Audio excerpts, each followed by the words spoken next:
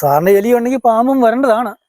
പക്ഷെ എന്തോ പാമ്പ് മനുഷ്യന്റെ കൂടെ അയച്ച സൗകര്യമുള്ളതൊക്കെ ഇപ്പൊ കിടക്കുള്ളതെന്ന് എനിക്ക് തോന്നുന്നു. ശരി.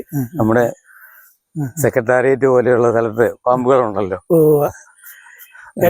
കാട്ടിൽ ഞാൻ കണ്ടില്ല, ഈ പറമ്പിൽ കണ്ടിട്ടില്ല. നമ്മളിന്ന് എത്തിയിരിക്കുന്നത് കർഷകർക്ക് വേണ്ടി ഒരുപാട് നിയമ പോരാട്ടങ്ങൾ നടത്തിയിട്ടുള്ള അപ്പഞ്ഞാൻ എന്ന് വിളിക്കപ്പെടുന്ന പ്ലാത്തോട്ടത്തിൽ മാത്തുചാണ്ടി വീട്ടിലാണ്. അദ്ദേഹത്തിന്റെ കൃഷി രീതികളും കർഷകർക്ക് വേണ്ടി നടത്തിയിട്ടുള്ള നിയമ പോരാട്ടത്തെക്കുറിച്ചും അദ്ദേഹത്തോട് നമുക്ക് ചോദിച്ചറിയാം. ഇതിനായിട്ട് ഇവിടെ എല്ലാം കുറെ മരങ്ങൾ വെച്ചിട്ടുണ്ടല്ലോ. തന്നെ ഒരു വനം പോലെയാണല്ലോ, ഒരു കാട് പോലെ തോന്നുന്നു. കാര്യം എന്താ പറയാമോ? വനത്തിന്റെ പ്രത്യേക സുഖം ഉണ്ടെന്നുള്ളത് അറിയാമല്ലോ. എന്താന്ന് ചേട്ടൻ കണ്ടെത്തിയ വെയിലാണെങ്കിലും നമുക്ക് ഒരു കാട്ടിൽ നിന്ന് കഴിഞ്ഞ് കഴിയുമ്പോൾ ഒരു സുഖം തോന്നും. അതിന്റെ കാര്യം എന്താണെന്ന് ചോദിച്ചു കഴിഞ്ഞാല് ഈ വനമായിട്ട് നിൽക്കുന്ന മരങ്ങള് അന്തരീക്ഷത്തിൽ നിന്ന് ഈ സൂര്യന്റെ എനർജി സ്വീകരിച്ച് അവര് അത് തടിയിൽ സ്റ്റോർ ചെയ്യുന്നു. എന്നിട്ട് അന്തരീക്ഷത്തിന് നമുക്ക് തണുപ്പും അതുവഴി നമുക്ക് സുഖവും കിട്ടുന്നുണ്ട്. പിന്നെ ഈ മരങ്ങൾ ഇല്ലെങ്കിൽ ഇത് കാർബൺ ഡയോക്സൈഡ് അന്തരീക്ഷത്തിൽ കൂടും. ഇവര് കാർബൺ ഡയോക്സൈഡ് എടുക്കുന്നുണ്ട്. കാർബൺ ഡയോക്സൈഡ് എടുത്തിട്ട് ഓക്സിജൻ പുറത്തോട്ട് വരുന്നു. ഈ ഓക്സിജൻ നമ്മൾ എടുക്കുക. അങ്ങനെ ഒരു മ്യൂച്വൽ അണ്ടർസ്റ്റാൻഡിങ് ഉണ്ട് മരങ്ങളും നമ്മളുമായിട്ട്. നമുക്ക് നല്ല ഓക്സിജൻ കിട്ടണമെങ്കിൽ അനേക വെറൈറ്റി മരങ്ങൾ വേണം. അതിലിപ്പോ ഈ ആൽവൃക്ഷമാണെങ്കിൽ സാധാരണ ഓക്സിജന്റെ ഇരട്ടി ഓക്സിജൻ പ്രൊഡ്യൂസ് ചെയ്യുന്നുണ്ട്. അപ്പൊ നമ്മുടെ ഈ അമ്പലങ്ങളിലൊക്കെ ചെന്ന് കഴിഞ്ഞാൽ ആലുകൾ ഇഷ്ടം പോലെയുണ്ട്. ആലുകൾ ഈ പറഞ്ഞ അപ്പം ബുദ്ധൻ ഈ ബോധോദയം ഉണ്ടാകുന്നെന്ന് പറഞ്ഞ ആലിന്റെ ചോട്ടിലുണ്ടാകും. അപ്പൊ ആലിനങ്ങനെ ഇരട്ടി ഓക്സിജൻ. അപ്പൊ ഓക്സിജന്റെ പ്രാധാന്യം അറിയാമല്ലോ. അന്തരീക്ഷത്തിൽ നമുക്ക് ഓക്സിജൻ കുറഞ്ഞു കഴിഞ്ഞാല് കാർബൺ കൂടിയാലും ഉള്ള ആ ബുദ്ധിമുട്ടും അറിയാം. ഇവിടെ നിൽക്കുമ്പോൾ നല്ലൊരു തണുപ്പും നല്ലൊരു സുഖമൊക്കെ തോന്നുന്നുണ്ട്. അത് ഈ മരങ്ങള് ഇതും നമ്മുടെ കൃഷിയായിട്ട് ബന്ധപ്പെടുത്തി എന്താ ചേട്ടന് പറയാനുള്ളത്? അല്ല, ഈ മരങ്ങൾ നിൽക്കുന്നതുകൊണ്ട് മരങ്ങൾ ഓക്സിജൻ പ്രൊഡ്യൂസ് ചെയ്യുന്നു, കാർബൺ വലിച്ചെടുത്തിട്ട് ഓക്സിജൻ പ്രൊഡ്യൂസ് ചെയ്യുന്നു. അപ്പോൾ ഇതൊരു മ്യൂച്വൽ അണ്ടർസ്റ്റാൻഡിങ് ആണ്.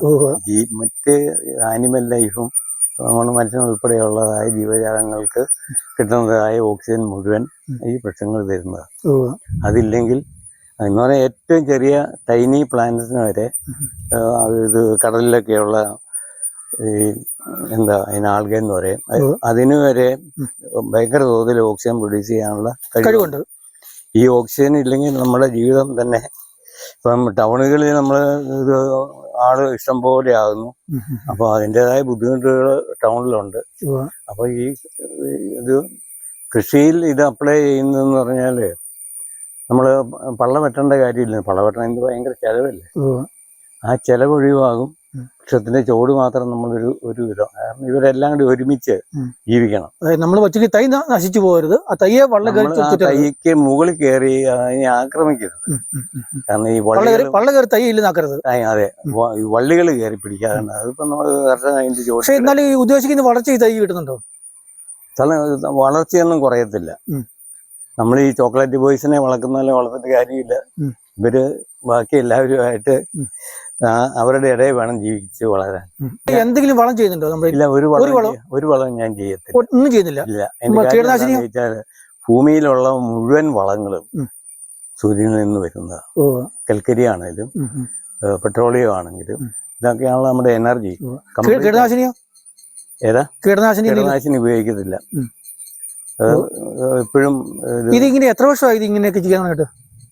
ഞാൻ എൻ്റെ ചെറുപ്പം പോലെ ഉള്ള കൃഷി രീതി ഇതാണ്. ഞാനിപ്പോ ഇവിടെ വന്നിട്ട് 60 കൊല്ലമായി. 60 വർഷമായി. ഇത് വാങ്ങിച്ച സ്ഥലമാണ്. വയസ്സ് 84 കയറി. അപ്പൊ ഈ തോട്ടത്തിൽ കൂടെ ഇറങ്ങി പോകും, എല്ലായിടത്തോടെ പോയി എല്ലാം ചെയ്യും? എപ്പോഴും പോവും. ഒരു 3 മണി ആയാല് ഒരു കത്തിയൊക്കെ എടുത്തോണ്ട് പറമ്പിലേക്ക് ഇറങ്ങി നടക്കും. ഉച്ച കഴിഞ്ഞ് 3 മണി കഴിയുമ്പോഴത്തേക്ക് 2 മണിക്കൂർ സുഖമായിട്ട് പണിയും. എത്ര വർഷം പഴക്കമുള്ള മരങ്ങളൊക്കെ ഇരിക്കുന്നത്? 25, 30, ചിലത് 50, 60 ഒക്കെ പഴക്കമുള്ള. മംഗോസ്റ്റിനല്ല, മംഗോസ്റ്റിൻ തയ്യ അതിപ്പോ ഈ അടുത്ത കാലത്ത് വെച്ചതാണ്. ഈ മംഗോസ്റ്റിനെ ഈ തണലത്ത് വലിയ വെളിച്ചം കിട്ടിയാലത്രത് മംഗോസ്റ്റിൻ പിടിക്കും. പക്ഷെ കായ്ക്കല്ലോ. കഴിക്കും. ആ, കുഴപ്പമില്ല. അതാണ് നിൽക്കുന്നത്. അതൊരു മംഗോസ്റ്റിനാണ്. ആ മാവിന്റെ അടിയിലാണ് നിൽക്കുന്നത്. അപ്പൊ നമുക്കത് ഒരു ലാഭകരമായ കൃഷി. ഈ സപ്പോർട്ടൊക്കെ കഴിക്കുമോ? സപ്പോട്ട പോയാൽ കായ്ക്കത്തില്ല. സപ്പോട്ടയ്ക്ക് അത് ഈ കാൻഡിൽ ലൈറ്റ് എന്ന് പറയും. നമ്മൾ ഏതാണ്ട് ഈ വലിയ തെങ്ങുകൾ അതിനൊക്കെ എന്ന് പറഞ്ഞാൽ 14,000 കാൻഡിൽ ലൈറ്റ് എന്ന് പറഞ്ഞാൽ ഈ നമ്മൾ തിരി കത്തിച്ച് വെച്ചാൽ അതിന് എന്നാ ചൂടുണ്ട്. അപ്പം 14,000 തിരി കത്തിച്ച് വെക്കുന്ന അത്രയും ചൂട് വരുന്നതാണ് ഈ. അപ്പോൾ അത് പല രീതിയിലാണ്, പല ലെയറിൽ നമുക്ക് വൃക്ഷങ്ങൾ വെക്കാം. ഇപ്പൊ ഏത് എരമ്പിലാണ് നമുക്ക് കാന്താരിച്ചീനി വെച്ചു കൊടി പിടിക്കുകയില്ല, തെങ്ങ് പിടിക്കുകയില്ല. അപ്പം നമുക്ക് അഡ്ജസ്റ്റ് ചെയ്തിങ്ങനെ ഇപ്പം ഈ ഇത് മംഗോസിൻ ഇത് മരങ്ങളുടെ അടിയിൽ പിടിച്ചാൽ മതി. അപ്പം നമുക്ക് കൂടുതൽ ആദായം ഒരു ഏരിയയിൽ നിന്ന് എടുക്കാൻ പറ്റും. ഇതെന്താ ചേട്ടാ, സർവ്വസുഗന്ധിയോ? എന്താ ഇത് ജാതി, മറ്റേത് സർവ്വസുഗന്ധി. ഇതോ ഈ നിൽക്കുന്നോ? അത് മാവ്. അതിന്റെ തൊട്ട് ചേർന്ന് നിൽക്കുന്നത് മംഗോസിൻ. എത്ര വർഷം പഴക്കമുണ്ടോ? ഒരു ഞാനിവിടെ വന്നിട്ട് 60 കൊല്ലം കഴിഞ്ഞു. എന്നെക്കാളൊരു 4-5 കൊല്ലം മുമ്പ് അവിടെ തന്നെ ഉണ്ടായി വന്നതാണ്. ഓ ശരി. ഇതിന്റെ പേരെന്താ, ഈ മരത്തിന്റെ പേര്? അത് ഈ മോനിപ്പഴം. അത് എന്തെങ്കിലും ഉപയോഗമുണ്ടോ? മോനി നമ്മുടെ വയറിലുണ്ടാകുന്ന ഏത് അസുഖത്തിനും നല്ലതാണ്. ഞാന് ഒരാൾക്ക് ഇതിന്റെ കാരണം പുള്ളിക്ക് ഈ ആസനത്തിൽ കൂടെ എപ്പോഴും ചോര പോകുന്ന ഒരു അവസ്ഥയാണ്, പ്രായമായി. അപ്പം ഞങ്ങൾ ഇവിടെ വന്ന് സിനിമ തമാശനൊക്കെ ചീട്ട് കളിച്ചിട്ടുള്ള ആളാണ്, ഒരു ഹൈ റേഞ്ചിലാണ്. അപ്പം പുള്ളി ഇങ്ങനെ അവശതയാന്ന് കേട്ട് അപ്പം ഞാൻ ഇത് നമ്മുടെ അടുത്ത് തന്നെയുള്ള പുള്ളിയുടെ സ്വന്തം ആളുണ്ട്. പുള്ളിയോട് ഞാൻ പറഞ്ഞു നോനിയുടെ ജ്യൂസ് കെട്ടിവെച്ചത് എൻ്റെ കയ്യിൽ ഇരിപ്പുണ്ട്, കൊണ്ടുപോയി കൊടുത്തു. അതെങ്ങനെ ഉണ്ടാക്കുന്നു പറയുമോ? നോനി ജ്യൂസ് എങ്ങനെ ഉണ്ടാക്കുന്നു? നോനി ജ്യൂസ് നമ്മള് ഈ നോനി പീച്ചി ശർക്കരയെ ഇട്ട്, നല്ല ശർക്കരയായിരിക്കും, നല്ല ശർക്കരയെ ഇട്ട് പിന്നെ പീച്ചി നമ്മള് ഈസ്റ്റും ചേർത്ത്. വേറെ ഒന്നും ചെയ്യാനില്ല,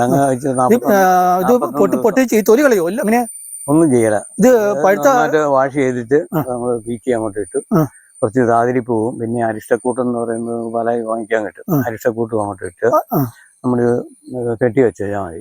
ഇടയ്ക്ക് ഇളക്കി. എത്ര ദിവസം? 41 ദിവസം. 41 ദിവസം ഇളക്കുവോ?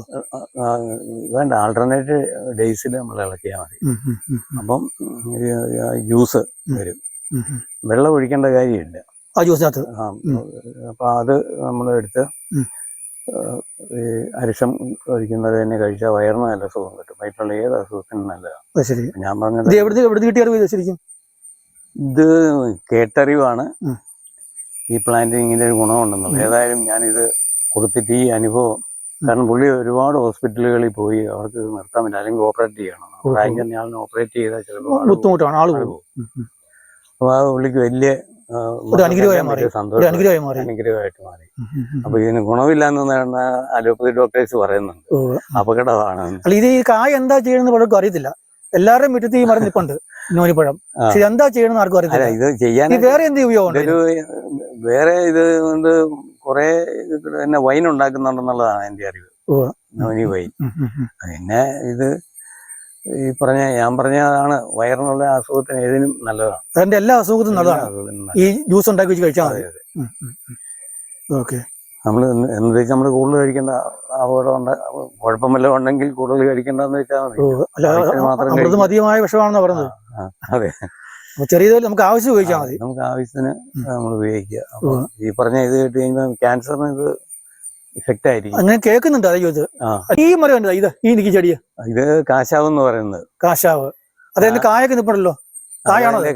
അതിന്റെ പൂവ് നല്ല ഈ എന്താ കൃഷ്ണന്റെ നിറവാന്നാ പറയുന്നത്. കൃഷ്ണന്റെ നിറവോ? ഭഗവാൻ കൃഷ്ണന്റെ നിറവാണ്. കായാമ്പൂ വർണ്ണൻ എന്ന് കൃഷ്ണന് പറയുന്നല്ലോ. അപ്പം ആ കായാമ്പൂ കണ്ട ഒരു രസമുണ്ട്. പിന്നെ ഇത് അങ്ങനെ ഇല്ല നാട്ടിലിപ്പോ. ഇതിന്റെ ഉപയോഗം എന്നാ ശരിക്കും പറഞ്ഞാല്? ഒരു ഉപയോഗവും ഇല്ല. പിന്നെ ഈ കായെടുത്ത് വേണമെങ്കിൽ പണ്ട് ഈ ചെറുപ്പത്തിലൊക്കെ പിള്ളേർ ഈ കായെടുത്ത് ചെറിയൊരു കുഴലുണ്ടാക്കി അതിനകത്തോട്ട് വെച്ചിട്ട് മാലയാക്കൂ, അല്ല പൊട്ടിക്കും, പൊട്ട് പോകുന്ന സ്വരം കേൾക്കാം.